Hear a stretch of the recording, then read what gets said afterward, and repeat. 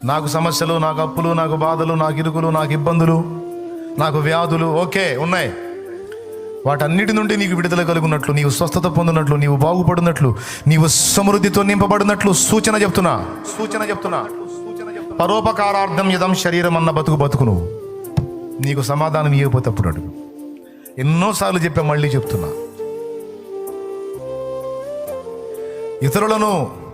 దేవునిని ఇతరులను ప్రేమించి బతుకు నువ్వు.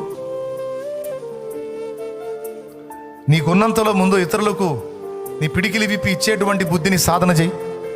నీకు సమృద్ధిని ఇవ్వకపోతే అప్పుడు అడుగు. నేను ఇస్తానే ఉన్నా, నాకు ఇంకా ఇలేదేంది అనే క్వశ్చన్ చేయొద్దు. నువ్వు ఇవ్వకపోయా, నా దగ్గర ఉంది, అవతల వాళ్ళు అక్కడే కలిగి ఉన్నారు, నీకు స్తోత్రం. నువ్వు నాకు ఇవ్వకపోయేసయ్యా, నేనైతే చూస్తా ఉండలేనయ్యా, నా వల్ల కాదయ్యా, నువ్వే ఇచ్చావు ఈ బుద్ధి, మరి ఏం చేయమంట? మరి ఈ మనసు నీ వల్లనే వచ్చింది నాకు. అందరూ తిడుతున్నారు, వీడికి సిగ్గు లేదు, ఈయనకి సిగ్గు లేదు, అందరికి చేస్తూ ఉంటాడు, వాళ్ళు చేస్తూ ఉంటారు, వాళ్ళు నెత్తిన వేసే బండలు వేస్తూనే ఉంటారు, వాళ్ళు చేసే ద్రోహాలు చేస్తూనే ఉంటారు. మళ్ళీ ఎదుగు రాగానే అక్క అనగానే కరిగిపోయిద్ది, అమ్మ అనగానే కరిగిపోతాడు, ఊరకనే మాయలో పడిపోతాడు, వెంటనే ఉప్పొంగిపోతారు. ఇక పోనీలే పాపమంట చేస్తారు. ఇట్లా అయితే ఎట్ట బతుకుతారని జాలి పడుతుంటారు ఇతరులు మన మీద. అప్పుడు ఏసై ముందు పోయి చెప్పాలి, ఇట్లా తిడుతున్నారు ఏసై, ఏం చేద్దాం, మానుకుందామా ఇట్లా చేయటం అంటే? నా వల్ల కాట్లా. ఎట్టయ్యా నువ్వు మెచ్చుతావా? ఆకలి కొన్నవాడిని చూసి దాటిపోతే నువ్వు మెచ్చుతావా? లేమి గలవారిని చూసి ఇంత సాయం చేయకుండా దాటిపోతే నువ్వు ఇష్టపడతావా? కొంత కాకపోతే కొంతైనా ఎంతో కొంత అంత చేస్తే నువ్వు ఆనందపడతావు, కానీ అసలు పట్టించుకోకుండా దాటిపోతే నువ్వు బాధపడతావుగా యేసయ్య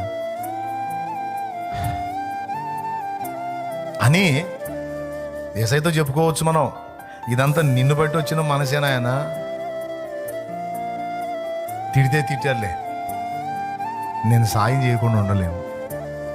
శత్రువు అయినా సరే నా ముందుకు వస్తే ప్రేమ చూపకుండా ఉండలేను, జాలి పడకుండా ఉండలేను, కనికరించకుండా ఉండలేను, పోనీలే అనుకోకుండా ఉండలేను, క్షమించకుండా ఉండలేను. నా దగ్గర ఉంది.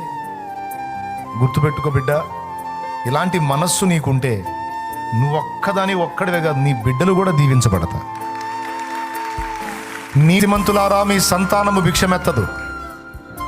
నీతిమంతులారా, జాలి గలవారలారా, ప్రేమ గలవారలారా, నీ పిల్లలను భిక్షమెత్తకుండా నా దేవుడు పోషిస్తాడు. మర్చిపోవద్దు, ఆయన అన్యాయస్తుడు కాడు. పరిశుద్ధులకు, సాటి మనుషులకు మీరు చూపిన ప్రేమ, చేసిన సేవ, పరిచర్య మర్చిపోవడానికి ఆయన అన్యాయస్తుడు కాడమ్మా.